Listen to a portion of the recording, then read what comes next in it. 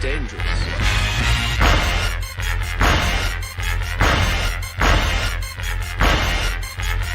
Bad feeling about this. You don't seem to understand something.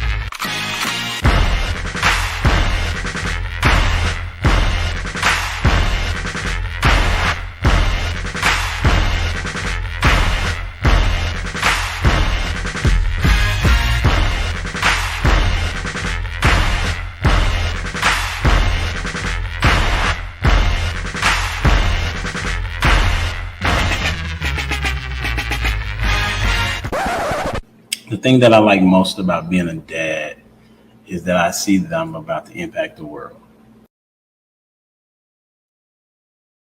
Yep. It's your boy Humble Dad back with another edition of Humble Dad Podcast. Got a great show for you this evening. Why? Because I said so, right?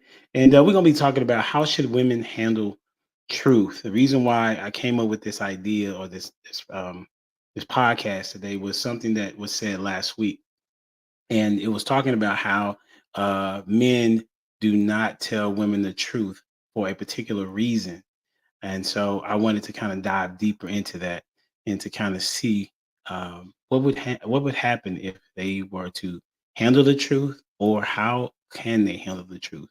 But before we get started, make sure you like, share, subscribe to the channel. The channel is growing all because of the people that we have coming on the show and the content that's being delivered. The greatest show on the web. Let's get it. Hey, this question that we have is, what do people remember most about you after meeting you for the first time? It could be either a man or a woman, boy or girl, however you want to put it. Okay. Hopefully they had time to think. If they haven't, it don't matter. Here we go. Welcome to the stage, Mr. Professor. Jay-Z in the building. Thank you so much for having me back. Yeah, Have to- and that's funny you said professor. That was my nickname as a kid because I wouldn't shut up with these questions. And now I passed that nickname down to my son. So that is right. That's what's Yeah. Yeah. what you got on the question. So for me, really the questions, I remember being a freshman in college and just constantly peppering people with, how does this work? How does that work? And so people just remember me being, first of all, seemingly very innocent and, friendly, probably overly so. Like my wife calls me a giant dog that thinks he's a poodle, right? Got big dog energy. So yeah, there's that in the questions. Poodles are big, bro. Say what? Oh, sorry, Chihuahua. Okay. Sorry, is that better, Terry? No worries. Start off on the good foot. See, I'm already learning stuff. Thanks. I was like, man, what poodle are you talking about? Thanks, Humble Dad. Listen, we all about solutions, man. Hey, welcome to the stage. We appreciate you for being here. Absolutely. Thank you. All right. Hey, and next up on the stage is the one that always is coming with her glasses. I don't know if she's gonna have the bling today. Maybe not. It's me, Jamie, in the building. What's up? No bling today. No bling. Keeping it real simple. I would say that what do people remember most about me after meeting me for the first time? She is not that bougie. She's actually thinks she's a comedian, and that's kind of like how that goes. You're really not bougie. You know what I'm saying? So you think people think you bougie the first time they see, like, just looking from afar? Yeah, like just not approachable in a sense. You feel me? I mean, it's just some people, but then they go, "Oh, you're really not bougie." You know what I'm saying? Just, "Oh, okay, she real cool." It's just a difference once you start to talk to me. I got you. Yeah. Yeah. I can understand that. You say that you come across bougie just sitting down. That's interesting. So you must have like a rest and be face. Yeah, for sure. I would Okay. definitely say that. Yeah. Yeah. So that's what it is then. Welcome to the show. All right, here we go. It's gonna be good, man. Hey, none other than the voice of all reason, lost in translation. What's up, homie? What's good? How you doing, sir? I'm doing well. Good. And yourself? I am well. Thank you for asking. I got to remember, I got to ask because I don't want you to go mute on us today. You know how it is. For sure. What you got? Listen, generally when people meet me for the first time is that they cannot believe that I'm a mountain of a man. You know what I'm saying? It's like people talk their talk online, and then when they meet me in person, they're like, oh my God. I'm like, yes, you really do need to check your tone now. I'm in person. And I'm gonna leave it at that. Well, I appreciate you for being here. For sure. Thank you, sir. Here we go. Hey, none other than the man himself, Prototype in the building. So, my What's God, good? you Living the dream. for sure. What you got? I think people take me as straightforward, aggressive to a man's man to a degree. It definitely depends on who, but I think the majority of people take me as straightforward, don't hold any punches. That's what's up. So, who we getting tonight? We getting the aggressive Prototype, laid back? Like, what we getting? It depends on what sparks the topic. You know what I mean? I'm interested to see how I'm even going to contribute to how a woman should handle truth, because how could I tell her? Hold that thought. That's what's up. Hey, welcome to the stage. None other than Miss Taken in the building. Red of all reds. How's it going? Good. The answer is that I'm a lot different than what they expected in terms of like just kind of laid back, cool to talk to. You think you're cool to talk to, Miss Taken? I think so. Or you think that's what other people be thinking? That's what other people think. That's what they've told me. Oh, okay. Because we met twice, didn't we? We met twice. One was at that ball thing that we had the first time. Yeah. What'd you say? The what? Was it the ball? It was when they had the event in Atlanta. Oh, you didn't go to Houston?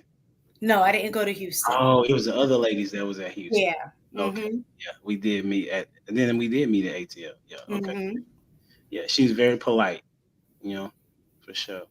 All right. Welcome to the stage. None other than, I don't even know what I want to say about this young man, but he's definitely a philosopher. Welcome to the stage, Mr. Robert in the building. Hey, y'all. What's up, man? Y'all all right? I ain't seen y'all in a few weeks. I would say, to answer the question real quick, man, I don't know what they remember so much, but I know what they always tell me. They always say, I wish they knew this side of you, because they get like this weird, I guess people get weird vibes from me. Like they're like, yo, he's real serious or whatever. But like when I'm just chilling around my tribe, my circle, they're like, yo, nobody really know this side of you. So yeah, that's pretty much what I get. That's what's up. I would say that people, after they meet me for the first time, is that I'm direct. Right? They quickly see that I'm giving you who I am at the beginning. You ain't gotta ask me about. You ain't gonna have to ask anybody, man, Humble Dad, like, is he really like that? No, the dude that you see on screen is the dude that you see in person. I'm very direct, kind of funny, and always inquisitive. So that's me. That's what I would say. Y'all ready? Let's get it. I wanted to start off with this particular video. Let me see if I can find it. I had just found it. It was from Kendra G, not my wife, Kendra. Okay, but the other famous lady that has kind of took over Kevin Samuels' domain, if you will. And this is what she said, and I want to get y'all take on it. A lot of women say I want a husband, but do they think about, do you really want to be a wife? Like, a wife really is a job. Has doing this show changed your perspective on relationships?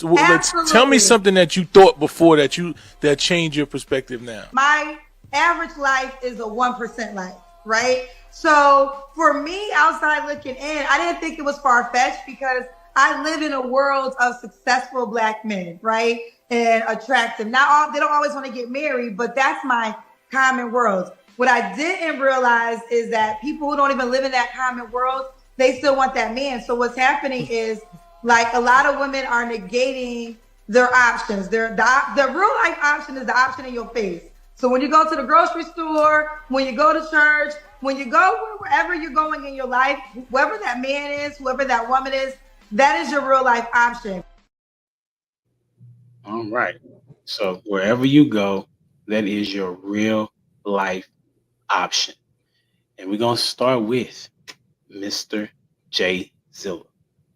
What you got on it, sir? You agree, disagree, want to take away, add? What you got on it? Your thoughts? I'm going to agree, even though I feel like it may be a bit incomplete. We were just talking before the show started about, our reading habits. And so the idea that which you do most is who you are kind of falls into play with what she was saying here. So, yeah, I'm going to agree on that. I'm going to leave it with that. Okay, who you got next? I'm going to go with Mr. Prototype, man. I miss you, bro. Oh, man. I don't know. Your options are... The world tells you your options, your results, no matter what you think you are. You know what I mean? So whatever you generally get, you got to take an average, and those are your options. Did I miss the question? The question is like she's saying for women, your options are basically around you. They're wanting these particular type of men that they hear about on these podcasts. But she's saying that you probably won't get him because you're not in that space. So do you agree or disagree with that? Is he on pause? I think he's frozen. Humble Dad. Okay, bet. Okay. So we'll go with he probably would call on mistaken. That's what he would probably. Yeah, I agree with her. I feel like your options are based on your access. So whoever you have access to in like proximity to where you are or where you hang out with, those are who I think your options. Now, I do think there's a difference between the type of options you have based on what it is you're looking for. Because sometimes you can have access to people. It doesn't mean that that's going to end up being your man, but that could be a jump off. You know what I'm saying? I've seen it a whole lot of times at like basketball games. A lot of women have access to the players, but doesn't necessarily turn into anything more than a jump off. So, yeah, I agree with her. It's who you have access to. It may be a jump off, not a wife. Mm-hmm. Okay, who you got going next? I have It's Me, Jamie. And I think I'm just going to keep it simple and say, yes, I agree with Mistaken, even down to the jump off part. So I don't have anything too much to add. I feel like it's going to go a little bit deeper with the next question, though. So we'll see. Because I do got something to add. Let me stop lying. I will say that with social media being a tool for dating now, people actually do have access to a variety of people that they wouldn't have had access to prior to. So a lot of times people don't go out and approach people like they used to in the grocery store or at the bookstore. They are more in somebody's DMs. So a lot of times you could be in somebody's DMs and you don't know what they make, and they might be a six-figure person. And so really people have access to what they want at this point in time. So that's my answer, to be honest. Now, realistically, if you want to be treated right, you probably need to stay within your vicinity. But if you want to jump out into the sea, you know what I'm saying? There you go. Interesting. Who you got going next? Lost in translation. Thank you, man. I'm glad you chose me. Listen, I remember when Kendra G had this conversation with Kevin, and she was going tooth and nail and refused to answer the question. You know what I mean? And to watch her develop and watch that knowledge finally wash over her, it's quite refreshing. But I hated that she got it too late. But at the same time, she had to go through enough people to realize that, you know what, I was wrong. And now I understand why Kevin said what he said. You know what I mean? As far as being people around you being your option, I would say your skill set determines and who you have available with you determines who you're with. Because you can have a whole lot of women hanging around NBA players, but if you don't have the skill set to be a wife, they're not going to choose you anyway. You know what I mean? And a lot of times people just think just because they have access to people, they think that they actually have access to people when they really don't. You know, you have access to the gym all day long, but can you bench press 350? You see what I'm saying? Can you squat 500? No, you cannot. You see what I'm saying? You can get rubbed up against your reality real quick the minute you try to attempt something that you've never done it before. So I would say this. Yes, it's true partially, the people who are around you, but you also have to have the skill set to handle the mission at hand. And I'm gonna go with Robert next. Hey y'all, your options are around you. I mean, I think it's about, in her perspective, because she was talking. So I think as it pertains to a woman, it's about being findable.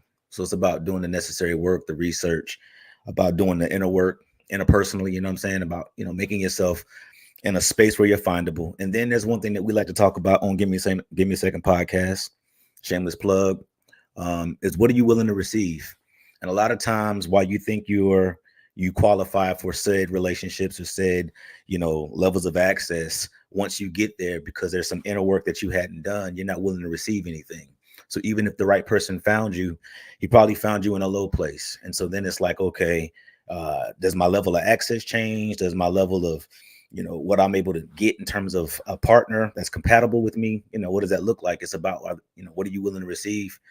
And are you findable? And I think if we work on those things, those have nothing to do with relationship or access. It has everything to do with internal work. You know, that's my thought on that. So that means I agree or I don't agree, but no worries. Everybody's perspective is welcome, right? Ash, how you doing? Hello. Hi. Sorry for You my doing darkness. all right? I'm much better now. Saturday, Thursday, Friday, half of Saturday I couldn't talk. Today I'm good. That's what's up. Good. Welcome. Right. So we were talking about a particular video that I posted, that I showed. It's only a minute, so I'll play it again for you. And you give us your feedback. Yeah.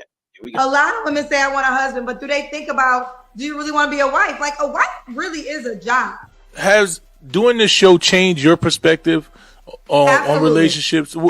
Tell me something that you thought before that changed your perspective now. My average life is a 1% life, right? So for me, outside looking in, I didn't think it was far-fetched because I live in a world of successful Black men, right? And attractive. Now, they don't always want to get married, but that's my common world. What I didn't realize is that people who don't even live in that common world, they still want that man. So what's happening is, like, a lot of women are negating their options. The real life option is the option in your face. So when you go to the grocery store, when you go to church, when you go wherever you're going in your life, whoever that man is, whoever that woman is, that is your real life option. All right, you got it. So you can take it however you want to take it and respond to whatever part you would like to respond to. Whether you agree, disagree, had a question about something. Yes, I just need a little bit of background. Was she saying that in her world, I is nothing but success? Because I can see where she's coming from, because with me being a bus driver and I drive the local routes now, I don't do the parking rides, which is just driving from the parking rides to downtown. So I don't see pretty much more business people now. I see more of everyday Joes or Bombs, the Pookies. I see it all there because with the buses, everybody's welcome and all their things, their household things, their whole house is welcome. I'm just being honest. Like, I literally have had a dude move all his stuff on the bus. Like, he got put out. Hopefully he Listen, found some tell us place. that story after you answer this question. But that's what I'm getting to. Okay. So I can understand what she's saying. In your everyday surroundings, that is what you have access to, but not really. Because if that's not what you're looking for, why would you pick out of that pool? Because if you're not ready to be with that type of person, or feel like you have to work very hard to be with that person, why would you even pick it? Like, I kind of understand what she's saying about the seeing part, but I don't understand about the other extra, because you could be somewhere and not necessarily be in the same playing field as that person, because everybody know opposite attracts. Sometimes most men are not looking for a woman that's career driven. They want you to be in the highs doing your wifely duty, and we've gotten away from that because we feel like the career is more important than being a wife. So that's my take. Okay. I kind of want to finish mine too because I had a power outage just now. No worries. You good? Yeah, I'm good. I'm from the phone, but so I don't necessarily agree that your surroundings generate is your options, right? Sometimes you got to go to where they're doing what you want to do. You know what I mean? So like if you stay in certain cities, but you have a more elegant way about you, you got to go where elegant people go. You know what I'm saying? And that's if that's your crowd, you know what I mean? That's the point you need to be in. Then when you get there, then whatever you can pull is what you can pull. But if you live in a city where there ain't, where they're not doing what you do or doing what you aspire to, like if you're an actress or actor and you live in Pittsburgh and you want to be on Broadway, well, they ain't doing Broadway in Pittsburgh. They're doing Broadway in New York. You know what I'm saying? So you got to go where your people are. You know what I mean? And that way you could take a synopsis of what your surrounding is. So just saying, man, if the guy at the grocery store is all I got, you know what I'm saying, or vice versa, I don't think that's a good way to go about it. You got to get out of there so you can have some better options. You know what I mean? So if you educated, you got to go where other educated people might be. So I got you. Anybody want to add? Go ahead, Jay. I want to add something. What Jay Zilla then lost? Yeah, I like that. My question to you, Prototype, is it aiming at values or the type of job they have, their fashion sense? Like what are people looking for in their, I guess, immediate surroundings? Well, I mean, depends on who you are, right? So like if you want somebody to do what you do, right, it's better to go find a pool of people that do what you do, and then you can look for the values. You understand what I'm saying? So looking for values in a pool that, like, these people don't do what I want them to do, then yeah, they might have good character and they might be a good person, but they don't have the aspirations or they don't do what I need them to do for my life. You understand what I'm saying? So if you like athletic people, well, you better be going to athletic events and getting in their arena, and then you can look for the character traits. To answer your question, Jay Zilla, that was good. Yes, sir. I know. That's what's up. He's a pro. He's a pro. Laos, what you got? I wanted to add to what Kendra said. Women like Kendra G and women like Ebony K. Williams, they think just because they're in the proximity of these 1% men that they feel like they're entitled to those men. I would lean back on the fact that if you're not having a skill set to be what these men want, just because you're in the arena doesn't necessarily mean that these guys are going to choose you. They have a very specific what they're looking for, and they don't necessarily have to settle for the same people that's in the same level as them. They will go and get somebody who doesn't have a whole lot of money, somebody who's not a boss chick, and they would marry, you know what I'm saying? They would marry those particular women, but they would overlook someone like Ebony K. Williams and Kendra G for the simple fact is they're not skilled at being wives. You know, because if they were, they would be married by now. Ooh, that's tough. Hey, was you about to say something, Robert? Yeah, that was a thought that I had. Y'all just sprang my mind a little bit. And so she said something about like if you find them at the grocery store or whatever. And what she was really trying to do is like a passive dig at people that don't go outside of their circle. And so my heart just went out for the people that like live in a space of disappointment. I believe it's one thing when you have disappointment, but it's another thing when disappointment has you. And I think a lot of times disappointment comes in your life to kind of shape what your future life looks like based on your experiences. And so I believe that there's a particular part of us as people. She was talking about women, but just us as people where I talked about being findable, but we also disqualify ourselves. And so while that's a form of settling, that's also a possibility where you're not in alignment with where you're supposed to be by virtue of calling, by virtue of connections. And so now not only have you limited yourself relationally, but then you've also limited yourself in terms of your future, in terms of, you know, like I believe that people unlock keys that unlock strategies for your life. And I just want, based on what she said, I'm just thinking like, man, I don't want disappointment to put me in a space where I don't even think I'm good enough for anything that's greater or outside of my sphere of influence. You know what I mean? That's kind of, you know, y'all got my brain going now. I'm good, sir. I see. The part that I wanted to expound upon was when she said, being a wife is a job, right? And then she transitioned to going and saying where your circle is, or where you are is pretty much your circle to pull from. Well, I would have wished she would have expounded upon, but I think that's hard for her to do. But this is what I would say: marriage in itself is work, and it is a job. Being a wife is definitely a job, and so I'm curious to know, what do y'all think that women think marriage is? What do y'all think women think marriage is? I think I got this question. Let's see. As y'all think about it. Marriage ain't nothing but work. That's You about to play a video? No. I was trying to get to it. So I'm gonna ask it again. What do you think most women think marriage is? So somebody want to go first? I kind of want to shoot first at this. Can you hear me? Yeah. Well, I've been doing first. I've been doing good with first. No. Well, you're gonna have to wait till after prototype.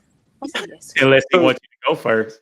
So long story short, right? So I was just on a live with somebody, and she was talking about 50-50. My man shouldn't want. I don't want no 50-50 guy, right? So I'm like, are you looking for help or are you looking for love? Because if you're not willing to date somebody that's going 50-50 for you, with you, then you know what I'm saying. It sounds like you're looking for help. So I think that's what I think that's what most women think marriage is. It's help in life, like as far as paying bills, like a dude that can help them pay bills, or a dude that's going to dress them, you know, because they all like the guy that's going to like pick out their clothes. Like, I love me a man that can pick my clothes out and tell me what to wear or order my clothes. Like, you know what I'm saying? Like, and we be like men are like, yo, that's a kid.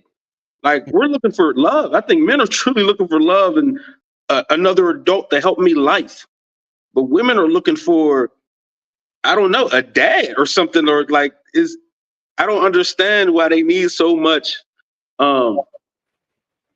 moral guidance and leadership. And like, you know what I'm saying?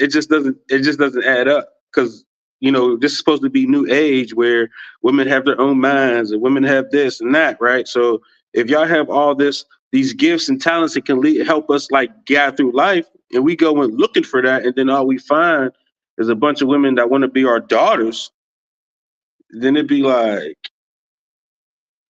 so that women are, you know, seems like women are looking for a father. Women are looking for a father. Who you got going next? Let's go as mistake. I told you, what did I say? Do I be knowing? Bruh. Why did you say that? Did you call that? I called it when you had went offline. I said, hey, you froze up. I said, he probably gonna call a mistake.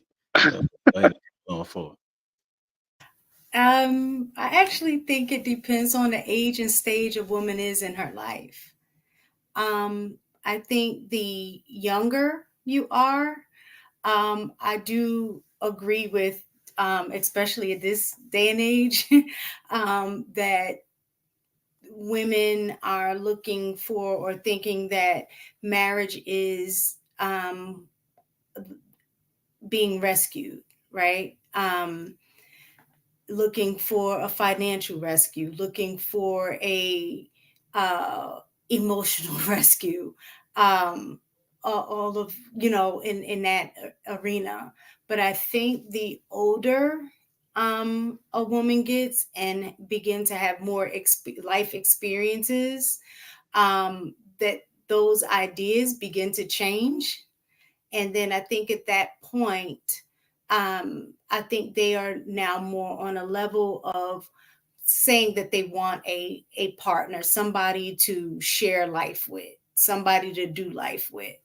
But I think in general, most women are not prepared for marriage in terms of what they think marriage is going to be versus the reality of what marriage is.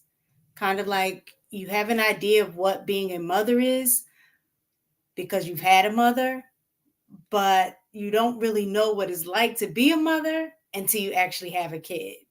So I think that's kind of how marriage is like as well. So what age do you see that shift change? 'Cause you say as the older as they get. So what's the transition age? I would say, okay, in this generation. Any generation. No, I'm saying in this generation. Are I you have talking to about say like this 2024? generation. What do you mean by this generation? I would say in like this Gen Z millennial age range. I would say probably around, I would say early to mid, like close to mid 30s. So you're talking like 35, 36 is the transition where they're I would saying, say about around 30, starting at like maybe 33. oh, okay, 33. Yeah. Okay, got you. That they're saying, okay, now I want to marry for a different reason than the one I Yeah. had before. Ooh, that is Mhm. a conversation to have. Who you got going next? I have Jay Zilla. Let's go. Thank you very much. Man, this is one of those depending questions for me too, because I do believe that your maturity isn't necessarily your age, is how much you accept your I guess training before you even start thinking about marriage in general. So for instance, most likely a two-parent home, you have that, you know, you have that example of a good father, a good mother, and their relationship in a marriage, and you start to want what you see. I mean, that's usually where we covet, right? We covet what we see. So if you're saying a dysfunctional single parent household, then maybe that's what you think, marriage is all about, right? Cussing each other out, calling each other out your names, yelling, all that stuff. But I think it just depends on the upbringing, all the way up to and throughout adolescence, before you start to get out into the world and see other examples, get exposed to different examples than you find in the home, and then you start to formulate your own opinion through your own experience. Interesting. So what would you say on average? Because if you was to say, because most people are not raised in a two-parent household. So what do you think is being shown on average for women to think what marriage is? Oh man, Real Housewives. Okay.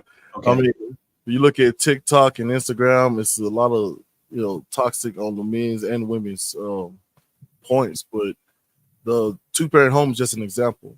So for instance, I was raised by my mother in a single parent home, but she quickly got me into sports, Boy Scouts, church, right? So she got me around men who were doing positive things in the community. So I was at least exposed to how good men act and not just get, the D-boy on the street or something like that. So I think it depends on what you're exposed to, and then you can use that with your own experience. Yeah, I'm not really answering the question, but okay.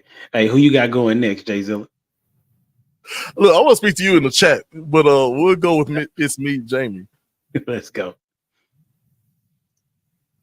All right, so I'm going to say something that probably nobody's going to like, but I have watched a few women's what do you call that, vows, while they were giving their vows or saying why they were excited to get married. And these were women, different age range. And what I noticed that they said was, he chose me, right? And so it is, one, the validation of being chosen to be a wife. They may not know exactly what that looks like when they get into it, but it is the validation of being chosen, right? And then I put the flex of being able to say my husband, because anyways, no comment. And then the other one I put was the ring. And go back. Say that. You said that the flex of being able to say that's my husband. Or my husband. Yeah, like I have a lot of my married friends. So a lot of times it's like my husband, my husband, my husband. And that is how they talk. And sometimes I felt like it was just for them to be able to say it, even if it was not needed in the conversation. What? I mean, like, you've never been around people like that? I do. I was like, oh my God, that wasn't necessary. But okay, I got it. You got a husband, friend. I understand. And I'm happy about it. But good Lord, you feel me? Not just, he got a name, So I would check that friend, see if she's really your friend, because why she's trying to flex on you. That is true. I mean, yeah, you and you're right. You're right, prototype. You're very much so right. Now that I thought about that. Okay, so then the next I put was the ring and the wedding, and the fact that they can post couple goals. So again, these are all selfish things. It was never really to be a helpmeet necessarily. That's on average. And that's my answer. But I do think that's a great question that I'm going to add to my podcast, because I didn't even think to ask that question, to be honest. But listen, thank you. Man, most people don't ask questions like I ask questions. So yeah, that right there. I was like, wait a minute. I only I thought never about asked him that. What she said. And last week I said that women are not wives. I said that last week, right? So so that's why that's why the video sparked my interest, and then that's why I had the question. But I'll elaborate later if I need to. Who you got going next? Yeah, because I was just about to ask you something. I'm glad. Okay, you said what you gonna ask me, Mistaken? We having a conversation. What you gonna ask me? You don't think that women could develop into wives with the right leadership, or do you feel like they have to be wives first? Well, if I was to do what I always try to do and go by the word of God, it says that he who finds a wife, meaning that when I'm looking for a wife, then she should already be there, right? So if I'm like, you go shopping and you want to get you a new hairdo, right? You say, okay, can this person, is this person a good hairdresser? Or you're gonna be like, you know what? I don't know if she's a good hairdresser or not, but let me give her an opportunity to do my hair. No, you want her to already be certified as someone who could be your hairstylist. So the question is that they should already have aspects of what a wife is, because I'll look at it, I'll connect it to what you said, somebody said about being a mother, right? There are women out here having babies that shouldn't be having babies. right? But there are some women that are you can tell they're going to be good as mothers, even though they're not mothers yet, right? So as it relates to a woman needing to be a wife, she needs to have at least the characteristics of being a wife. What that looks like is different to every man, but for the majority of men, we want peace, right? We want somebody that punani, right? Often as possible, okay? And we want to be able to protect you, meaning that we want to be able to be the lead in the house and be able to kind of direct you, but also at the same time, good leadership accepts what it is that you have to say. Because if that man is not willing to hear what you have to say, then he don't really respect you in that manner, in my estimation, right? Because when men are choosing a wife, they see how she is going to be able to help him move his business, as Prototype would say. He's not looking for you to just be at home and just cook and clean. That's not all he's looking for. So can they be once they get married? That's all about if they wasn't in the beginning, then they can be, but it's a matter of mindset, right? Because once they get married and now is there, just like a mother who has never been a mother before, if she has the mindset to say, I'm going to be a good mother, then she's going to equip herself to do so. Whereas if a woman comes into a marriage and she's not necessarily sure she's doing a good job, then she should be leaning on others to see how she's doing or how she can become even better. That's my long-winded answer. Does that answer the question? That's a bit. Yeah. Can I ask? Can I interject? Not interject. I want to throw a question out there for probably next week, right? And that's, what does peace look like for men? We on the women tonight, but next week. Write that down. Say send that to me. You can text it to me. Chat gonna go away. Man, that's a good question. What is peace to somebody? Okay. Who went? Was it Jamie? You went last? Who you got going next, Jamie?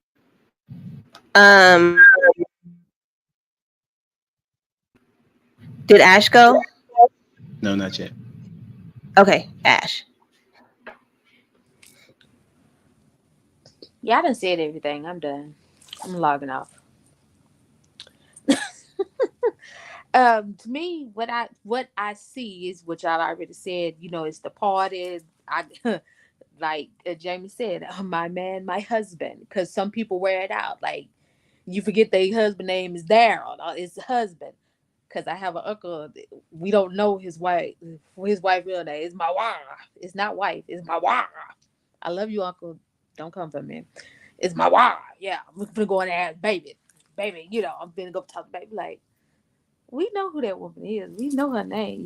It's okay that we know she been there for I don't know how long. But anyway, that's not none of my business. I stay out of married people's business. But most people, I think now everything is diluted to we gotta show up the next couple type thing, if that makes sense. It's not we work on what we got going on in the house. It's we polish and bronze our image, so when we go outside, we shine brighter than the next couple. We're out here looking like a couple go when we're really in shambles inside the house.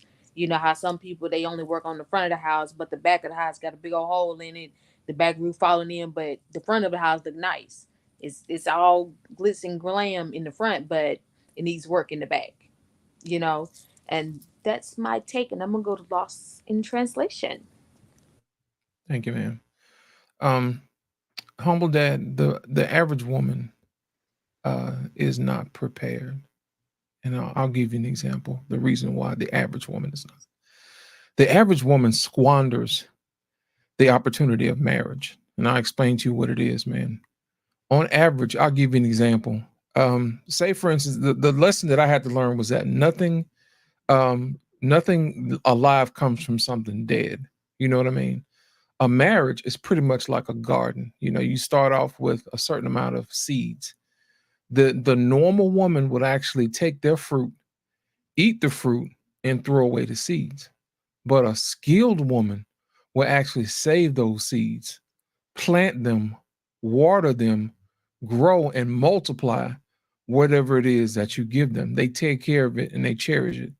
Well, guess what? Your marriage is pretty much like a garden, but you can't let it die. That's the reason why most women don't know how to do that. They look at marriage as a rescue point, as somebody looking to save them, versus squandering the opportunity to have the cherished moment to garden and to flourish and to make their marriage grow.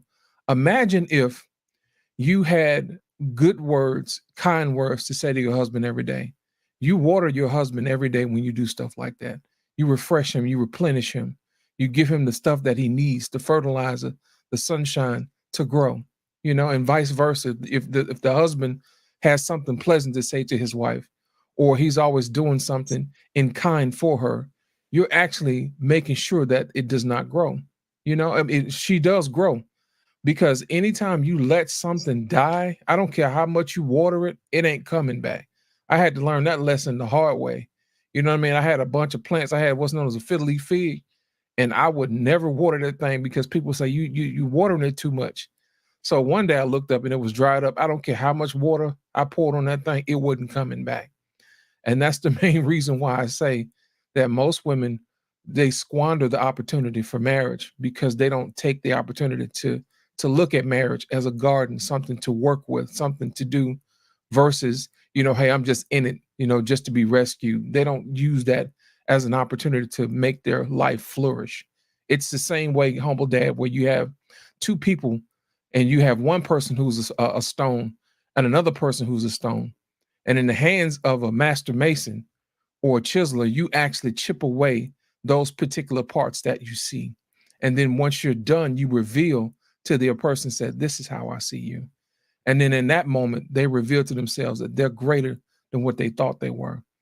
So my thing is this: you have to make sure that when you're in a marriage, you find somebody who gets into the marriage and look at it as a means to advance one another, a means to perfect one another, a means to reveal to that person who they are. Say, hey, this is how I see you. Look at you. You're wonderful. You see what I'm saying?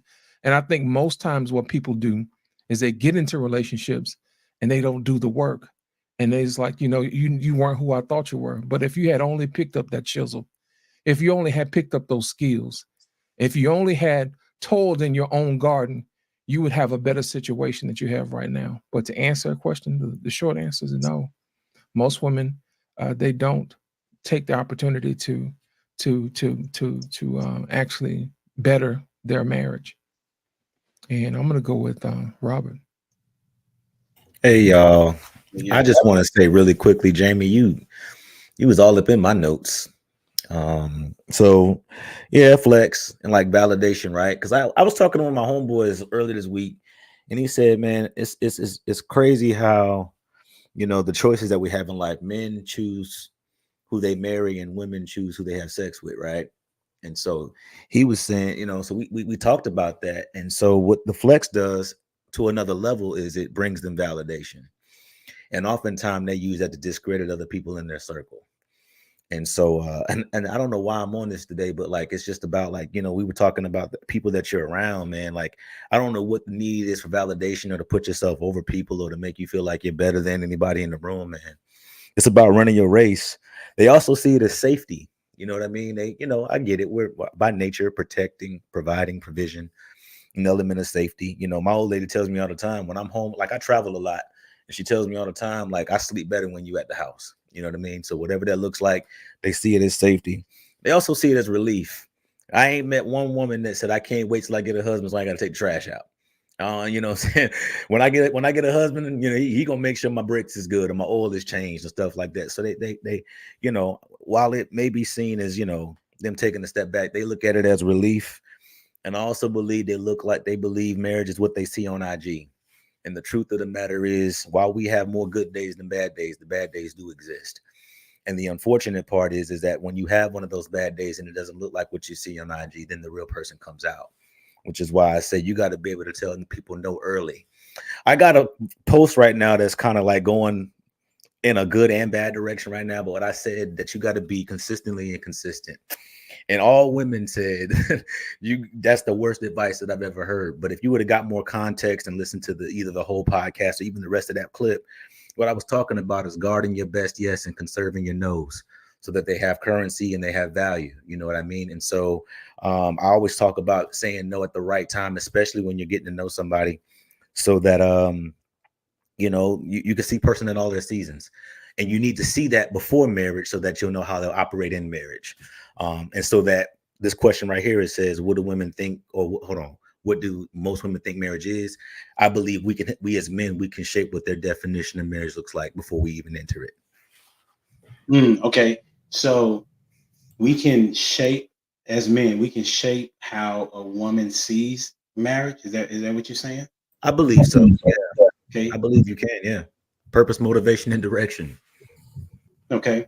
So then you would lean more on that men need to be fixed for women to fall in line. So I don't know if I would use the word fixed. I would just say that we would need to be developed. We would need to be matured. Hold on real quick. Can you look up the word development? And I can, yeah. I mean, and you will see that fix is in there. It might be there. You know what? My bad. You know, I because that's what that is. Yeah, correct. Let me see. Develop definition. Let me see.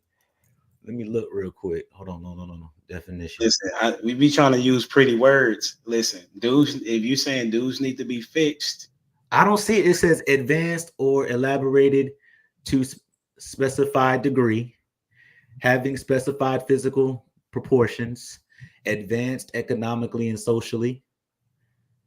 Okay. It doesn't say fixed. Okay, bet. Apologize. Okay. No, I do. I was about to actually. I was about to. Okay. So you're going with that they need to be developed, meaning they need to be developed, matured, learned, you know. Okay. Got you. Yeah. So how do they do that?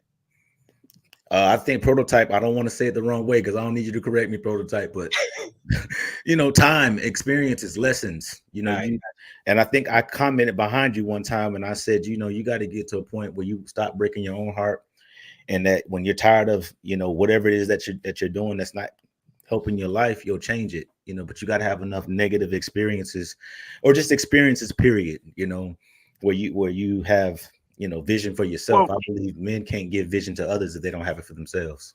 You know how they say you can either learn by doing or learn by listening or something like that. Yeah. You don't got to try crack to know you don't want to do it. You know what I'm saying? You can.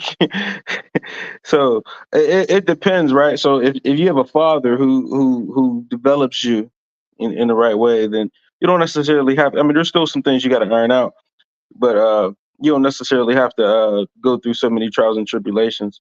I'm definitely not going to tell my sons to live the way I did when I was, through my teens and young 20s. You know what I mean? Like, I'm leaning towards, hey, pick one. You don't need all that experience with all these different girls or whatever. Look, man, find one that you really care about and go through that. And if it don't work out, fine. You made yourself a better person long run. You know what I'm saying? So don't never be afraid to love. You know what I'm saying? If it don't work out, that person do you wrong, you're still a better person after it. You know what I'm saying? Regardless of how they treated you or whatever. So just learn from whatever. Go in full throttle. Just don't crash out. But I've seen that post you said about whatever you got going, and that's a very man thing to understand, because we understand that you got to kind of play the game, because women just don't they don't do well with straightforward. You got to like do the three she-shell things with them, like for some strange reason. We hate it, but we learn that's how we get our best results. So it is what it is. I mean, I want to go on to the next question though. But that's a bet. We're gonna go to it because it aligns. So the next question is, why is accepting truth important? Why is accepting truth? We talking about the women? Yeah. Mm-hmm.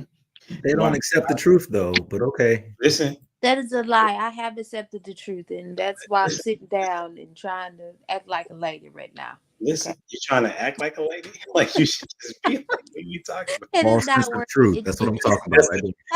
So this is the reason why I'm saying this is because let me give an example, if I will. I'm gonna try to get to it very quickly. I was having a conversation with a young lady at work, and I was telling her about the bill that was passed when the lady wanted to end the life of her or terminate her pregnancy, and the child was born, and there was a bill that was passed. I think it was called Born Alive, right? So Born Alive bill. Anybody know about it? Okay, one person. Okay, there's a bill called Born Alive bill that it was supposed to protect the child once they were here on Earth and they were still alive. Okay, and that bill was passed. Most Democrats, if not all of them, voted against it. Okay, one of those persons being Kamala Harris, right? And I know that because I went to go research and read the bill. Okay, not because of not anything that anybody said. I literally went to go read it and find out for myself what was going on. Her and I think Corey, some Booker, whatever his name is, the other black dude that was running as well. And so I showed this to the lady, right? And I said Kamala Harris was against protecting the child once it's born. She said, nah, maybe there's some other stuff that's in the bill, because maybe that's what she was voting on, because she said it was an extreme bill, was her words. Okay. And I said, no, I went to go show her the bill. There's nothing else in the bill other than protecting the child that is born. And not only that, if the doctor was to not perform what is needed to keep the baby alive, then that baby that doctor would be prosecuted. However, the mother would still be off the hook. Okay. Now, I said that to her. She was like, nah, it gotta be something else. Here is the point of what I'm making. If she would have accepted that was the truth that was going on, that meant that there was going to have to be some soul searching done on her behalf, because she has put in her mind that a particular group of people cannot be wrong. Right? And for us to be that way, that's dangerous. Like when I showed a case in point, I handled the truth when Robert told me, no, you was wrong. And I said, yeah, you're right. Right? There's no need for me to defend my wrong answer. Right? I didn't mean it like that, man. No, I'm sorry. I don't take offense at all like that. You know what I'm saying? I'm okay with learning. Right? So that is the premise of where I'm asking that question. Hopefully that gives some context to what I'm saying. So the question is, why is accepting truth important? Why is accepting truth important? And we're going to start with Miss Taken.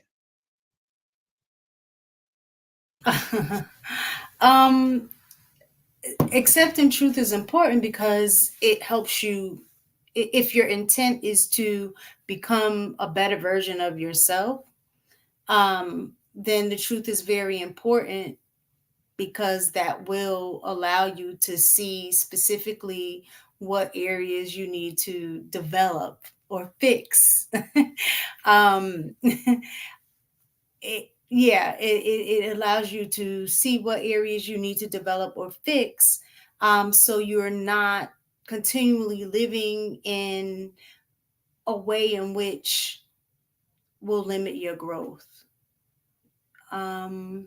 I will go with Lost in Translation. Thank you, Ms. Taken. The question is, why is accepting truth important? I'm going to re-gift a message that Robert just said, so you can stop breaking your own heart. You know what I'm saying? Here's the thing, man.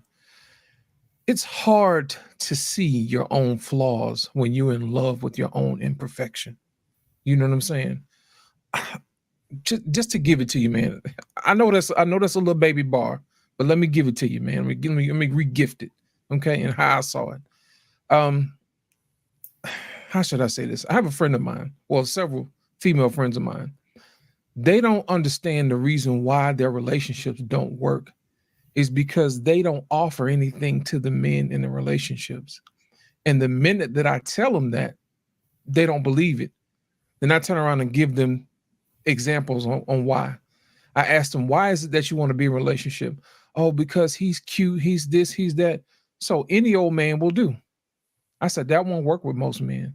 Most men need to know a reason why you're in a relationship with them. I said, when you do stuff like that, you open yourself up to all type of, people that want to use you. And you wind up breaking your own heart because you don't accept what I'm telling you. If you have abandonment issues, you'll overlook certain things, It's one of those situations where you want to believe and hope in something so bad that you don't see the red flags, And for the most part, other women will coddle other women and just tell them what they want to hear instead of telling them the truth. The truth is, you don't know how to be a wife because you weren't trained how to do that. You don't even know how to pour into a man to grow, to have those kind words to say. All you feel like is you have to do is just show up and here I am woman, you are now complete. That is not how men operate. You see what I'm saying? And the killing part about it is to watch them do the same thing over and over and over again. And I keep trying to tell them, that's the reason why you're not ready. Stop breaking your own heart. Get prepared, get therapy, get to know those dark recesses in your life where you're afraid to confront. And if you fix that, then you won't have to run into the same type of person over and over again. And you'll stop breaking your own heart and you'll have more to offer to a relationship. And if you have more to offer to a relationship, then you'll be more leery about who you let in. You see what I'm saying? And then that way you actually add value to the relationship versus a person who just says, hey, I'm just here now. You see what I'm saying? You actually have the ability to nourish your children. You have the ability to have kind words to your husband, to give him ideas, to give him perspective where he doesn't see. Be his eyes when he's rubbing up against his own insecurities. You see what I'm saying? That is a skilled woman. But my thing is this, if you're not prepared to do that, then you should not be married. I always said it before. Selfish women should not be married. And that is the reason why. I'm going to go with Miss Taken. I went already, but it was something that you said. I'm trying to look for the right way to say it. So it sounds like in these spaces and some of what you guys were saying, that you as men have the opportunity to develop and grow, and you're looking for a woman to help you with that, which to me kind of feels as if the woman you're looking for should already be developed. And that's why I asked earlier about, is it possible to develop into a wife depending on the, person that you're with? Because I think about where I was when I first met my husband at 18. I really have I grew up with my mom and dad, and I knew that at some point I was going to get married, but I knew I didn't want their marriage because it wasn't necessarily a great example. And when I got married, I couldn't say that I was necessarily a wife based on what you were saying. I didn't know how to pour into my husband or, help him develop into a man. Like, I didn't know any of that, but I had to learn and grow into developing certain things in myself first before I could begin to do what y'all are asking. And I think it's kind of like a lot of pressure, I would think, if you're as a woman and wanting to be married and hearing that you have to have all your stuff together before a man even looks at you, because what he's looking for is somebody to develop him, but yet you don't necessarily have anybody to develop you into the woman that you need to be. He wants you to develop into the woman that he wants you to be. And those are two different things. Look, why are you grinning, HD?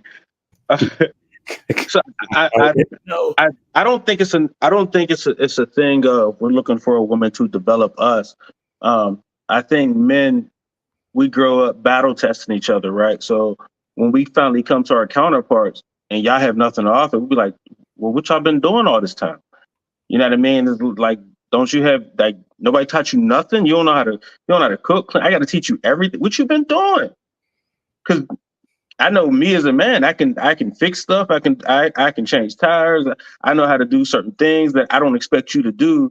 And I'm coming to you expecting you to know how to do certain things. We don't have in our head that we now have to teach you how to be our wives. We thinking you coming somewhat assembled, you know what I mean? Maybe not fully assembled, but something. You know what I mean? Like, especially like when y'all bring, like, have kids together or whatever, like, hey, you've been playing with baby dolls all your life. Don't you know how to change the baby? I got to do that too. Like, I think you've been playing with, like, I wasn't raised on bottles. Like, you know what I'm saying? You grew up playing with bottles and stuff. Don't you know how to make the bottle for the baby? Or I don't know. You know what I mean? So it's not that we're expecting you to be already assembled, but what do y'all be doing until we meet? Because I know we're kind of battle testing each other the whole way. Learning this, learning that, learning how to do the man stuff. You know what I mean? Doing yard work, that kind of stuff. Learning how to make a couple dollars. Like, so it's all those things. And then like I said, we come to y'all and we finally try to get a woman, and y'all don't know nothing. Like, y'all don't know nothing.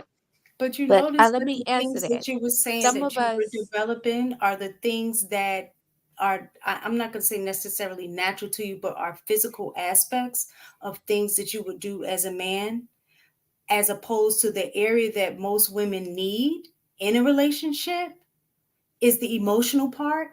And y'all lack that coming into a relationship. And I don't think that's true. I don't think that's true. I find men being way more emotionally accepted and open than women are. Like, I don't know, but me and my peer group, we tell each other we love each other all the time. Like, if you play football, it's nothing but love. I love you, bro. That's my brother. We're very open about expression. I think Jay Zilla, he's a football player too. We're very open about expressing each other. We have years of passion. y'all do that we with each other. Yeah, yes, with There's each a other. So when we difference come to y'all, between- so and then our interactions with our mother and our grandmothers and those kind of things, we understand that what we're supposed to be getting from a woman when it comes to like that femininity. And like I said, when we come across and we're expecting y'all to have that femininity, that soft, nurturing, hey, I gotta tell you to rub my head. Why I gotta teach you that? You should just know how to just rub my head. Or you know what I'm saying? You should just know that I need to lay down. You should know not to be bickering at me. Like you should know certain things already. Like, why don't you know? Why do I gotta teach you step by step? It's like having another child. And that's the frustrating part. So what are y'all doing? Like, where's the what are y'all doing until we meet? it's not taught. How many times I got to say this? I'm getting sick of y'all. Every child, every female in every house is not raised up to be nobody's wife. Some of us are fortunate to have grandmamas, aunties, mamas, and stuff in those situations. Some of these little girls is not taught how to be no wife. And I'm gonna say it again, they're not. And I'm gonna tell you how I know this. I had a friend. Now, mind you, her mom and dad is married, but you had the grandmama. I didn't meet the grandma. I'm glad I didn't, because I probably would have said something. I got put out of the house. But she told the little girl, if you ever broke, you shouldn't be, because every woman got a pocketbook that she can always use. If you understand what that means, because I said it before in this podcast, if you understand what that means, that's that whoreism that I talk about. Like I said, a lot of little girls are not they don't grow up in that instance of love. They don't grow up in the instant of seeing their mama being filmed. They grow up in the instance of seeing their mama taking care of everything. Cause I remember this. Me and her ain't friends, but it don't matter. Like, I remember seeing her dad walk around with the house phone clipped to his pocket while her and her mama was going out working. But he was at home babysitting the little girl. I was like, he don't work. Now, I ain't asked no question because I'm new to the situation. You know what I'm saying? Because I don't know them like that. I said, I'm just going to sit back in the chair. I'm like, why does this grown-ass man have this phone clipped to him? Is he waiting on a job call? Or maybe he hustled? Something wrong. He's just a grown-ass man walking around with a phone, but all the women in the house is going out to work. They're going out working. So what you doing? You know, that's why I say every little girl is not seeing that because somebody mom is not practicing that. That's why I say you talk, and that's why I say I hate these new age words that everybody's coming up with, these labels to fit in and all this type of stuff. Let's just call it what it is. Some of us got parenting skills, some of us don't. Like I can honestly say my mom, good parent, single parent, yes. That's where I get it from. Being strong, learn how to discipline, learn how to, have a little balance. Because at the end of the day, the kids need us as parents to step up. But when we're lacking because that inner child of us is still hurt, we can't properly parent. We can't properly show our kids how to be something that we're not. If we're constantly battling the little girl when we go to our mama house and that mom is talking down to us, that's what our kids gonna see, and they're gonna think that's how things are supposed to be, when actuality is not supposed to be like a competition. Like I tell mine all the time. Matter of fact, I just got on to it the other night. You where you are because that's where I want you to be. Because what I'm trying to do is catapult you forward from where I had to start. I want to give you the jump start in life. I want you to see something else. But if you're living in I'm gonna say what the lady said, in a world that doesn't show you anything better, how you gonna know something better except for what you see on Instagram? So that's the life you're gonna chase, not knowing you falling yourself into a rabbit hole like Alice in Wonderland, because you wondering why it ain't working like these pictures are showing you. And now they done add the videos. So if you've been on Instagram long enough, it was just pictures. Now they just roll over to this video and stream it. But that's my take. I think I went a little too long. I'm sorry. May I go humble? Absolutely. So I think what Ms. Taken said in the back chat was very important, because what I see is men are saying, women, I don't want to raise a daughter. I want you to be my wife. But women are saying the same things. We weren't taught. We kind of need that. It's kind of what Lost in Translation talked about a while ago, as far as tempering each other. So I'm what comes to my mind is, I don't know who's Christian or who, is in the Bible these days, but I was about to go there. Hosea. God commanded Hosea to go, this whole city is trash. I need you to go marry this woman who's a whore and take some kids under your wing and start to get it back on the same track. And so I don't know what to do with Prototype's issue, which is a real issue, which is I don't want to have to raise you into how to be a wife. But then you're dealing with a bunch of women who aren't taught how to be wives. So where's the grace as far as being willing to develop each other? To kind of bite off of Give Me a Second podcast up there.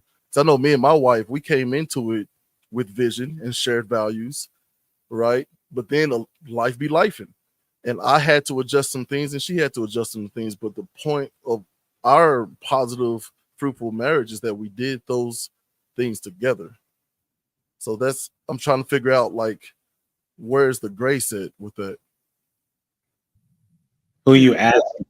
Who you asking? Well, I was Prototype, but Lost in Translation got his finger up. I know you're about to drop some bars. It's only going to take three seconds, man. I'm not going to hold y'all up. That's the reason why I said women should be unselfish. You know what I mean? Because even if you're unselfish and you're not skilled, the unselfishness will allow your room for your gift to flourish. And that's it. That's all I'm going to say about that.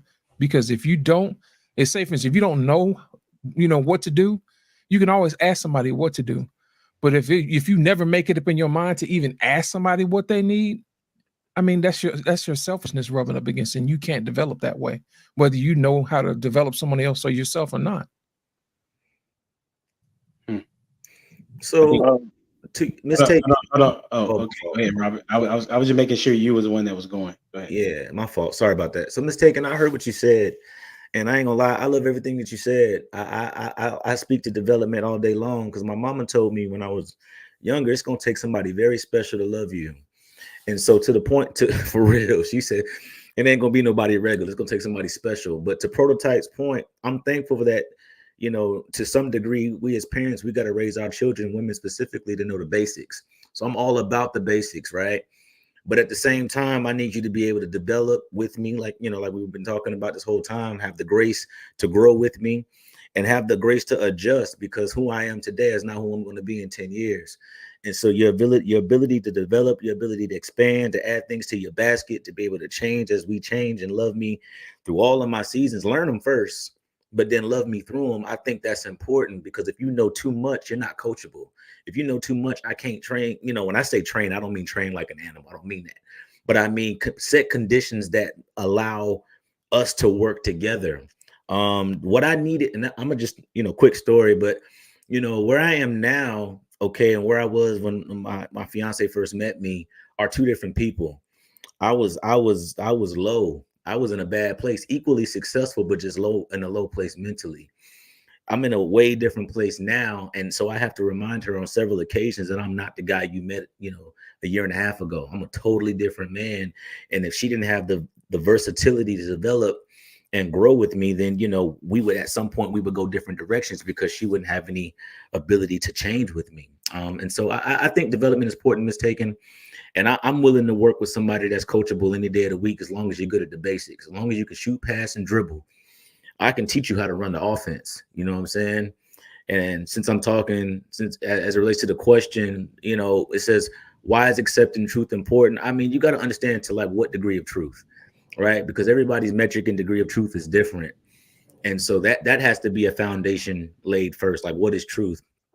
But whatever truth you decide to accept, I believe it's important, because it won't let delay take as long. And the only thing I can do at some point, I always go back to the Bible, like you did, Jay Zilla. But I'm tempted to talk about the people that took 40 years to be delivered from themselves. You know what I mean? The Israelites out of Egypt and stuff like that. It took 40 years for a reason, because they had to get some things off of them, had to get some things through them, and they had to get some things to them. And that stuff takes time, but it don't have to take as long as that. So accepting truth allows you to omit delay a little bit, allows you to shorten that up a little bit. It allows the trials, like you said, prototype. I ain't got to learn as many lessons if I just accept the truth. I don't have to touch stoves to know that it's hot. Somebody can just tell me. I can see by example. And so accepting truth early, allows me to, I say it like this: the earlier I accept the truth, the faster I get to live in what I'm supposed to do or what I'm called to do, versus what's holding me back. I want to have more good days than bad days. And I think the truth does that for us. So, absolutely. What it is that, in my estimation, is that people are missing Christ, because in order to accept truth, you have to realize that you are flawed because of how we came into this world. And that's a truth that needs to be understood in order to even come to Christ. And then once you begin to live a Christian lifestyle, then in the Bible, it tells you that every day you got to die to yourself. So if you're not willing to die to yourself, then that means you're not willing to accept the truth about that you're being flawed, and you need a savior in order for you to even get to the point of getting to heaven. But not only that, when the Holy Spirit comes in, he is the one that's trying to tell you the right thing to do. But if you're saying, I know what's right, then that means that you're not willing to even accept the truth to even be changed. And every day we are supposed to be getting better. And a part of that getting better is a purification, the sanctification process, where there are going to be some things that you're going to face that you're like, okay, I got to get this out of me. And especially I know we talk about men and women. I talk about men and women, but I'm specifically talking to about women today, is that if women would understand that it does not mean that you're a horrible person or a bad person, or that, that if somebody says give you a truth about something, right? It just means that you can get closer, quicker to where you're trying to get to, right? So for example, if we use the analogies of if I'm driving and I get lost. Matter of fact, we were traveling to Atlanta, matter of fact, and I got lost I missed the exit. But if I was to say, you know what, I didn't miss no exit, I'm just going to figure it out and go from here, then I would have been more lost and more out of the way than I was supposed to if I would have just, and what I did was I went ahead and said, okay, I realized that I missed my exit. Let me get to the next exit as quick as possible so I can turn around and go in the right direction, right? Y'all heard that word. Hopefully you heard I know exactly which exit you talking about too. You took B instead of A, didn't you? Listen, in the junction. I know exactly where it's at. I just really don't want to talk about it because I got made. I'd have missed that exit so many times. Humble Dad, it'll get you every time, man. But as soon as you realize that you are in error, people that play sports know this for sure, right? You want to make your mistake early and quick because your recovery is going to be that much better if you go ahead and admit that you made a mistake as opposed to not admitting it, right? So with that being said, did everybody go on this question? I feel like I missed somebody. Jamie, did I miss you? Yeah, but y'all took all my good answers. See, I wrote them down over here in this thing, and everybody took all my good answers, like bad answers. every last one of them. So then my smart answer would be, because people say that they want honesty in a relationship and they want the truth. And so it would make sense to accept the truth, or why accepting the truth is important is because you asked for it. And it's just literally that. If we say that honesty is what we want in a relationship, we don't want a guy that lies to us, we don't want this, we want the truth, then you're going to have to accept what you asked for. And that's just it. So I can't say the other stuff because Robert said my answer is over here. Then you hopped over on Humble Dad and you said my other answer. And so, now I had to sound like this. And I feel some type of way because I was like prepared. Prepared. You was ready to cook. I don't think women will ever get the truth out of men. Ever. But because I say that because when we tell you the truth and we don't get good results, and we see dudes that lie to y'all get better results, we're going to lie too. The rest of us is going to start lying because that's what we see works. So, if you let a dude lie to you and then he gets what he wants, and we're like, dang, all I had to do was lie. I'm lying next time. I'm lying from here on out. So y'all never gonna get the truth until y'all reward the truth and stop rewarding lies. You sound like I thought y'all got discernment. I thought y'all got women's intuition. Y'all can't tell when somebody lying to y'all. That's wow. That's you sound like going on. Hold on, he sounds like we could tell. watching McGuire and Sosa, right? Oh, they using steroids, so I'm about to get on it. Like, man, listen, me and Humble talked on our show, Urban Academia. Shameless plug. We talked about this on my show not too long ago about that very thing, Prototype. The idea that I was reading my Bible, I went celibate because the word was whooping me, and I told my girlfriend at the time, and she thought I was cheating, right? And so she ended up breaking up with me in a text message. But what I didn't realize is that my wife was preparing going celibate in her word. My now wife, right? We had known each other, but he was preparing her for me, and then I got to a point where I wanted to start preparing myself for a wife, not a girlfriend, but a wife.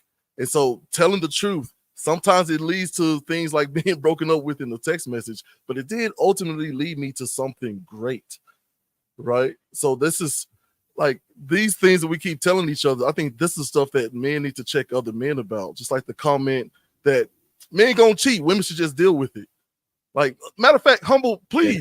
There ain't nobody on this show, though. First off, yes, Prototype, you better tell him. Prototype, you better tell him. And I want you, Humble, to talk to Prototype. I better tell him what? That very sentiment. You said on this show before and said that very thing. Women should I never said that. You know what? I'll get back to you tomorrow. I'm going to find that clip. I said that? I don't think I said that. I'll find the clip, but we do have men that say that. All right. I'm gonna I think Jay Zilla put me in a box, and he lumped me in a box with all these other guys, and you ain't got to the root of me. But it's cool though. I'm gonna let that slide. I'm gonna fall back until I get those receipts. But I'm saying this idea is prevalent in today's times. On my podcast, they say black men don't cheat. Yeah, black men, but black boys do. But here's what I'm saying: how can we tell the difference? And I think we have that wisdom through the Bible, fruits of the Spirit. That goes for women too. Are y'all showing the fruits of the Spirit? Then I can't frap with you. That's what I did with my then girlfriend. I don't want to have sex anymore. The Bible is whooping me. We both just go celibate and make this thing official, but the right way. She broke up with me in the text message, led me to my wife. You know what I mean? So this listen, as I interject into your point, that goes to Prototype's point that she can't handle the truth. And that's fine, but that's that woman and that type of man. Because what Prototype is talking about is the type of man that says that, man, I see these other dudes get the so-called box, which is a horrible way to talk about one of the greatest gifts God put on this planet. But whatever, we'll go with it, right? The It's idea often of mismanaged. You know, when you talk Jay Zilla, I always be like single mom, raised by single mom, raised by single mom to validate their fine, point. get your turn. Hold on. So what I'm saying is, you got men out there that are saying they're cheating and lying and getting women to have sex. I'm gonna do the same thing. That's a boy's mentality. That's not somebody with vision. That's not somebody with discipline. That's not somebody who's willing to do the right things to get a better class of woman. And then they complain about the woman that they get that falls for a lie like that. And the same thing is happening with women. These men are lying to them, and they're going based off of that TikTok and Instagram and whatever the latest show is, or rap beef, right? And then they're complaining about, man, all these men out here are XYZ. And I'm tired of hearing it. As a good man and other good men on this panel, I feel like we should be tired of hearing that. That is not true. Most of us on here are married, I thought, right? So, and we also are men of Christ. So it kind of goes to the point earlier though of your dating pool, right? Like, no, that's good. That's good. I'm done. Okay, go ahead, Proto. So it goes to, like, we was talking about dating pool earlier, right? And in some ponds, there really aren't no good fish. Like, you know, that no good trout. You know, all you're gonna find is catfish. You know what I'm saying? And when you're looking for trout, and like you got a lot of fishermen looking for trout, and all you got is catfish, them bottom feeders, man. You got to go where the trout is, and then you kind of change your perspective on, oh, there are good people out here. Maybe I don't have to do X, Y, Z. No. That's an easy way out, is what I'm saying. It's not an easy way out. It's a reality, bro. Let me ask you this. You gotta talk one at a time. You got to talk one. Let me ask you this. Humble. Yeah. Right. Bible says you got two options: praise me single and celibate, or praise me in a marriage and sexually active. That's it. Now, if you decide to go outside that, you have to deal with those things, like getting bad fish. You only have two options as far as God is concerned. Look, right. We're saved because we can't do it. We're not saved because we can't. So you shouldn't be trying to, right? No, I'm not. It's not about trying to, but it's better to marry than to burn, right? So we're not saved. If we was perfect and can just go through the laws gracefully, then fine. There would be no reason for Christ. But evidently, there's a reason for Christ. So do with that as you will. Yeah, but see, this is the thing though too that I've heard in these spaces that men say. One of the things that y'all say big time on is that the problem with women is that we don't have like discipline, right? But part of being a man is having discipline, right? So y'all will talk about having physical discipline, like being able to work out, being able to have mental discipline so you can, you know, have your vision, work towards your goals, all the discipline in all of these areas, spiritual discipline or whatever. But as soon as we get to sexual discipline, everything else goes out the window. And it's like, no, you know, that's different, but it's not. You have to be a man, and I would say even be a woman, and being, if you're saying that you're trying to reflect Christ, any of those things, all of those things require discipline, period. Reading your Bible, trying to, you know, walk in the way that God has told us to walk. Is not to say that we won't fall, but we should always be striving to walk right. So if the excuse is always going to be, well, you know, if we wasn't going to get it right, you know, then why try it all? Like, that is a cop-out. That's just saying that my flesh, I have a desire for the physical aspect of having sex. And this is just one area that I'm not willing to put in the work to discipline myself. Like we are talking about being truthful. We have to be honest about that. That's one of the hardest areas, especially if you've already, you know, done it. That's one of the hardest areas to discipline yourself, as well as food. Like those are the two areas that are very difficult for most people, because both of those things are kind of a need, a biological need. You need food, and you have your biology working against you. We want to have sex and you can't. So, I mean, if we're talking about honesty, we have to be truthful with ourselves about the fact that it's hard to discipline ourselves in those areas. Let's not make excuses and just say, I'm not willing to work on that area right now. That's good. This is what I hear, right? That's good. Okay, so from the perspective that Jayzilla is saying, we're cut differently than everyone else. So we should operate from the position of how the word is carried out. Is that fair to say, Jayzilla? We should stand apart.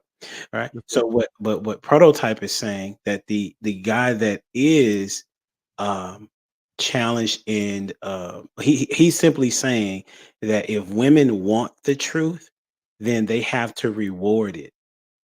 That's what he's saying, right? So because what he said was that if the dude lies to get sex, if that's the situation, then because everybody can be, because people can be a Christian and you still be immature as a Christian, right? And you still are going to do things that you shouldn't do. So for example, if he's a young pup in the word, he still may think that going to having sex is okay.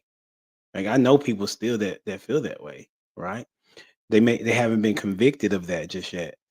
But what Prototype is saying, that what that young dude sees is that woman over there, or women in general, heard the guy finagle, if you will, or say the right things or do the things that is out of character and still win. Right? New England got a Super Bowl because they cheated. I'll just put that out there real quick. Stop right? with the lies. Stop with the lies and the shenanigans. That's what's out there, is what I'm saying. That's what Tom Brady said in his You know what? It's roast. So You know what what, Humble Dad? I'm gonna finish real quick. I'm gonna put it down here, and I got you lost.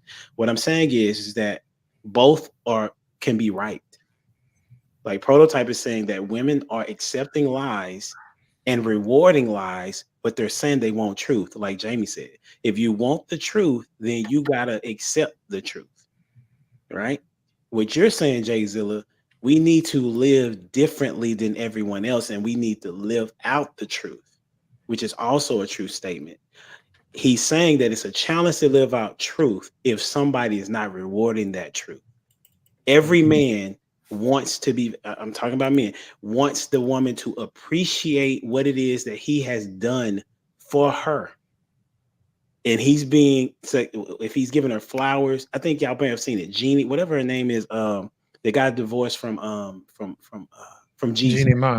Thank you. She is a clip out there currently. She's saying it was this guy for 2 years was giving her all of these things, and then all of a sudden it changed. Well, the comments would suggest that he did something wrong. I would suggest that she didn't reciprocate, right? Because no man is going to continue to give to you and just automatically stop if you had been doing the exact same or something similar to that, right? So what I'm saying is that both can exist, and what needs to happen is women need to handle the truth in a mature way. Because I know we got to go. Lost, go ahead and say what you're going to say. Yeah, I want to speak to what you said, Humble Dad, and to piggyback off what Prototype said. You have to reward the behavior that you want to see. There's a clip of Tupac when he was 17 years old in art school. You know, he said, the girl, I try to be nice to him, you know, they rag on me or whatever. And then all of a sudden he turns into a thug, and then he got all the women he can stand. You know what I mean? It's all because of that's the type of person they wanted. So guess what? He became the man that y'all wanted, you know? And God forbid it, he ain't here no more. But, you know, that's the consequences of your choices. You see what I'm saying? So to just speak to what Prototype said and what Humble Dad said, you're absolutely correct. You know, you have to reward what you want. And as you can see, our community has rewarded the majority of people who don't reflect who we want to be. I got a problem with this whole conversation. I ain't even gonna lie. I appreciate that. I ain't even gonna sit here and tell you no lie. I think He just did a prototype. It's crazy. Lost in I translation. disagree. Lost in translation. Great point.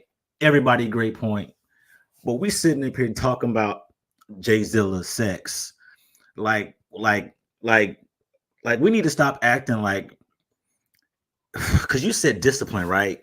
And like the truth of the matter is, a lot of people ain't got it. They just got married to cover up their immorality. You know what I'm saying? Like they got married, and so what they do is they get on this podcast and they start talking about, oh, men are set apart. We're different. We should be cut from a different cloth. Be set apart. That's stupid. Because I know too many pastors that are sitting here condemning everything that they did, you know, before they use marriage to justify their, you know, their perversions, man. Like we got people that are dealing with like all kind of stuff, and they're hiding behind hiding behind a wife. You know what I'm saying? A whole married man looking at child, blank that word out. You know what I'm saying? Like stop it. So don't get on here with that. And because we got people that are listening to this that now, instead of feeling like, okay, what that whole transformation process, this is why I don't even want to live in my truth, because my truth is being judged. You know what I'm saying? My truth is being condemned. Now, I think you pull people out of what that looks like, but it ain't a discipline thing. It's an accountability thing. And it goes back to what I said earlier, why I said, like, what metric of truth? What method of truth do you stand on? Okay, and do we agree? Do we have the same metric of truth, even if we're not in the same place in life? And so you develop and you grow together. And so going back to what Prototype said, man, like there are people at the end of the day, stop it. We all done got rewarded from a lie. We done all cheated on the test at some point. We done all said we took the trash out, knowing we didn't, knowing we're going to take it out in the morning. We done all paid a bill late, not me. But you know what I'm saying? Like stop it. Like with all this, I live within the truth, and I want my truth to be honored, because the truth of the matter is we've all been rewarded by a lie. You know what I'm saying? We done all told folk that we fasted and didn't. Pastor say, hey, who all fasted this Sunday? Who all fasted this week? Hand go up knowing you ate at lunch. Stop playing, y'all. That's all I got. Y'all play too much. Hey, I think that's the genius of God, though. He's saying if you exhibit certain things, you are blank. If you exhibit the opposite, you belong to something else. Now, man, give me a second. Man, drop a bomb for that, man. I'm about to eat you up. Hold on a second. Robert, I got one question. Hold on a second. Robert, I got one question. Should your truth not be tested? Definitely. You don't know what the truth is unless it's tested. I'm just saying, but my thing is when we start talking about truth and versus accountability and what's awarded versus not rewarded, at some point in every aspect of life, we all gonna take the shortest open path first. You know what I'm saying? We all gonna take the least path of resistance. This is why we got ladies out here getting surgery instead of going to the gym and working out. Like, stop it. You know what I'm saying? We got, and dudes too. We got dudes buying abs. I'm just saying. So my thing is, it goes back to what I said 30 minutes ago. It's about metric of truth. And all I'm saying is, don't get in here and start talking about one verse that you happen to follow, and there's 10 other ones that you don't, talk about I stand on my truth. Nah, because there's a whole bunch of secrets you just don't know about that you're just not talking about. That's all I'm saying. And that's the main reason why I said your truth should be tested. Beat me not. Everybody has their own version of the truth until you met up against its consequences. That's the problem. You see what I'm saying? Just like I told Robert the other day, I said, Robert, I appreciate you for being honest. Even if it rubs up against me wrong, I said, if you're wrong, if you're right and I'm wrong, I accept it, because it helps me to get to the desired outcome faster. I told him that backstage. You see what I'm saying? So that's the whole reason why Humble Dad asked the question earlier, how can women handle the truth? The bottom line is you have to allow them to have the truth that they have tested against reality, because what we do is we actually take the bumpers in life and we coddle women. You see what I'm saying? So they're not really tested against real truth. You ever go to the bowling alley and you see those little bumper lanes that's put up for the kids? That's basically how we do a lot of women. We like to give them things that protect them from reality. But in essence, if you take away those bumpers, you would have to be skilled at bowling now. You see what I'm saying?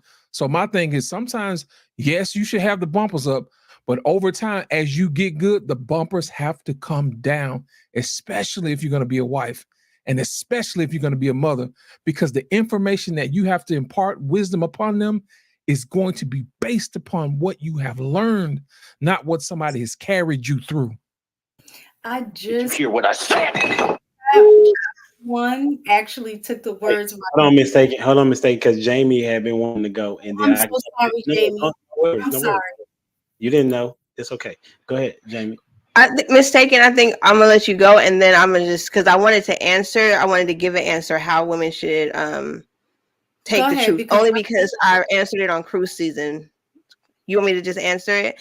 Okay, so the guy on cruise season had a clip, and he said that what transpires is, and I think Prototype said this last week, that when men tell the truth to women, they don't like the reaction. And I stated in the comments that you guys are going to have to be able to handle the reaction and give us the room to process what you just told us, depending on what this truth is. But also, we're going to go what Robert said is now when you give us this truth, what is the accountability going to look like? How are we going to make sure that this of what you did or whatever has transpired, whatever this looks like, it doesn't matter what this is. Either if it's my truth that has affected you or may have offended you, what is my accountability going to be to you? How are we going to change this behavior so that this does not affect this relationship or the ultimate goal in the relationship? And so it's really just allowing people the room and the space to process. And you have to know your person's temperament when you're about to say this thing. When you about to say, if you're with the person, you gonna know how they're gonna react, period. You're gonna know she about to be real mad. So she may say things and I'm gonna have to either be able to put a wall up for a minute and allow these things to be said until she processes through it, or I'm going to get offended or start being defended and then start attacking her and making it worse, or vice versa, right? But you know who you're with. It's the fact that we want somebody to react the way that we want them to react when we tell them.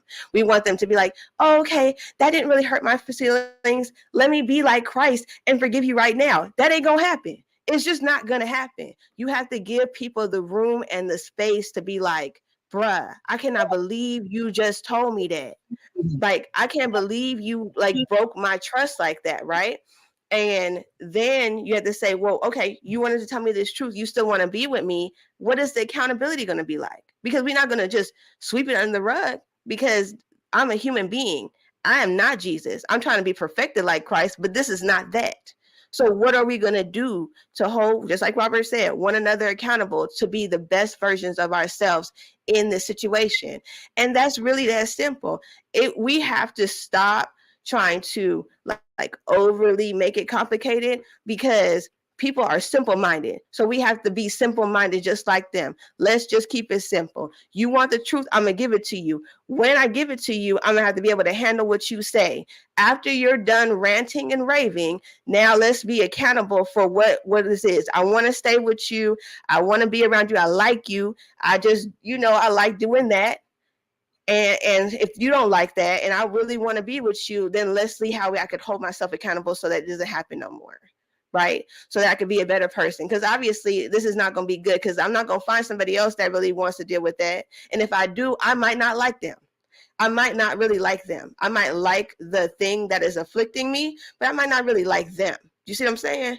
So that's my answer. That's it. It's just real simple. That's it. And if we train our kids early on to accept truth, you feel me? Then when they get older and they come up in these relationships, they won't run into the things that we have. It's really just letting our kids know, no, you are being bad right now, bruh, and you're about to get this whooping today because you're bad. Okay. And when I say when we get to the house, I'm a spank you, we gotta keep the truth, right? And we gonna whoop her when we get home. All right, bro, get that belt, because I told you in the car I was gonna whip you for what you did in that store. Don't get home and forget what you said. We all have to stay accountable and just keep it 100. That's it. All right, that's my answer. Good. I really wish your internet was working better when you said all of that, Jamie. Because it's fine. It was so dope. Humble, if I may. I think it was mistaken. Listen, y'all trying to take up all the time. Okay? We gonna listen, Jay Zilla. It's not my fault that you only want Mondays on the first Monday. That ain't my fault. That's on you. Okay, mistaken. And then we kind of hit a little bit of what I was getting at is about knowing your partner, not necessarily your partner not being able to handle the truth, but it's the way that the truth is delivered. Delivery is very important. And what I mean by that is I, as anybody, actually, we was talking about this on Friday, that a lot of times when men speak to women, they would say things the way that they would say it to their boys or say it to another man. And as a woman, we will respond very differently to the way that you speak to, each other, because we're not your boys. We're not a man. We don't, y'all will be like, yo, eat that, like that kind of stuff. Suck it up. Like, we're not built like that, especially with somebody that we care about in an intimate relationship like that, right? Because we want to appear, or at least feel like we're perfect for them and doing the right thing. And not saying that we know logically we're not, but it's about the delivery. And so I think it's very important. Like I said on Friday about a guy speaking to, so this is how I'm built, right? The way that you speak to me at time, and I think most people are, they reflect that same energy back, right? And so if you say something to me that's in a harsh tone or something like that, my automatic response is to mirror that, right? And then as a man, you're going to take that as disrespect, but not understanding that I felt disrespected. And so I think it's very important for men to understand how to talk to the woman, just like women need to understand how to talk to men. Like when we come across like they say, oh, you're acting masculine. And one dude said, well, if you approach me like a man, I'm gonna stop thinking that you're a woman if you talk to me a certain way, right? So you have to watch your tone and delivery with a man. But the men don't understand that that same thing needs to be given to us as a woman. If you want me to act in my feminine, then you have to talk to me in my feminine.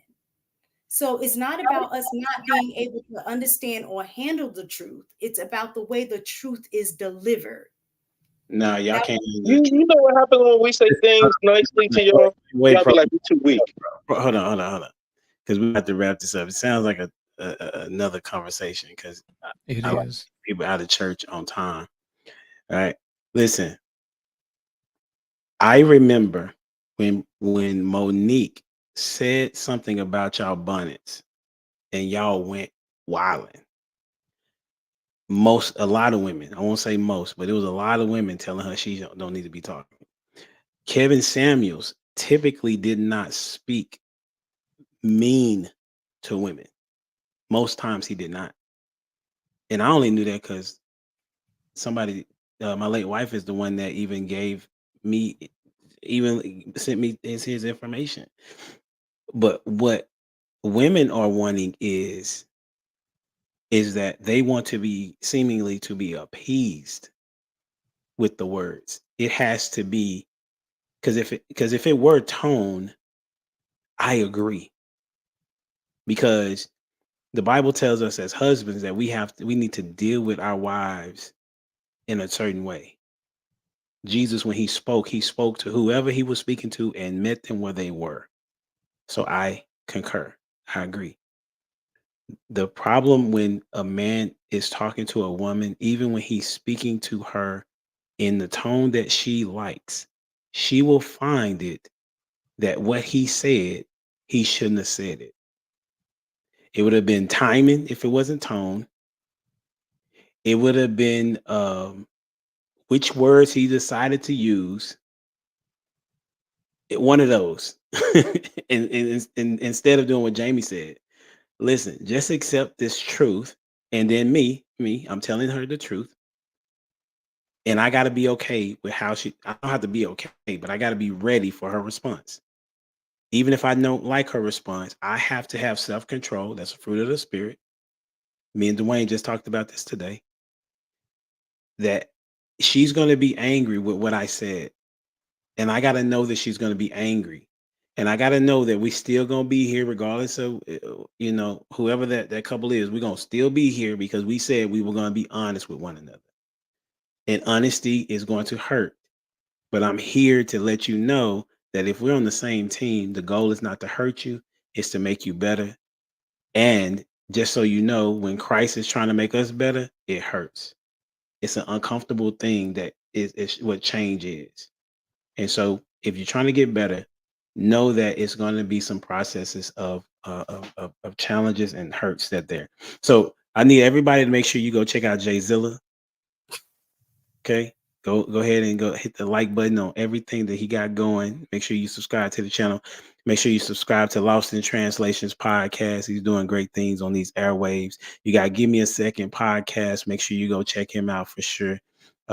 He does really good at breaking down even these conversations on a grander scale, if that makes sense. Then you got Mistaken that's on the Lapeef Network on Fridays. She's doing a thing at 8:30, 9:30, 10ish. It's what she always says. Well, She Critique. She Critique, where the women get their perspective and they talk about it from a woman's angle. Then you got Ash, who's doing her thing on IG. Go check her out. She gonna tell you that she's going through the hood now instead of downtown. You know what I'm saying? Where all the professionals are. Okay. You gonna know it. You gonna know it by my attitude. You gonna know it. Listen, we can tell when you get on here what your attitude is for sure. And then you got it's me, Jamie. I really enjoy when she has the podcast with the wives and they talk about how they were not raised to be a wife, but now they are, and the things that they have learned. I think that's a dope angle as well. Then you got Prototype, who's talking to men about men things and all things that's concerning men and to be better as a man. So I want to thank all you for your time, and you're welcome to come back anytime. And don't forget to like, share, subscribe to the channel. We're growing. We almost have 1,100 subscribers. We need about 17 more. And you know what? And we're going to do what we do. We out here. Until next time. Deuces.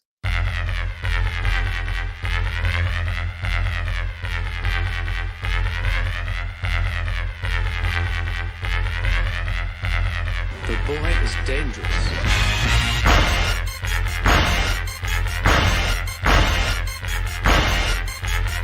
Bad feeling about this. You don't seem to understand something.